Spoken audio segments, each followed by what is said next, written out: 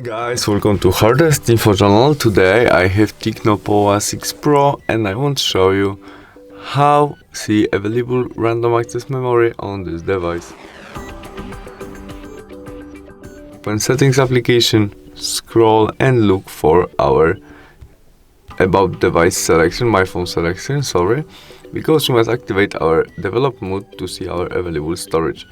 In it, we must scroll and tap our no Android version, we must find our build number and tap sometimes on our build number. Our build number, it will be in phone information, I think, and no there, version info, and there we have our serial build number. We must tap some time to activate our develop mode. We must confirm it entering our look screen, and now we are developer. We can go back to our settings menu where we scroll and choose system, and now we have new additional option, developer option. We tap there and it first memory, and there we have information about our RAM that now we have free 7.7 gigabytes.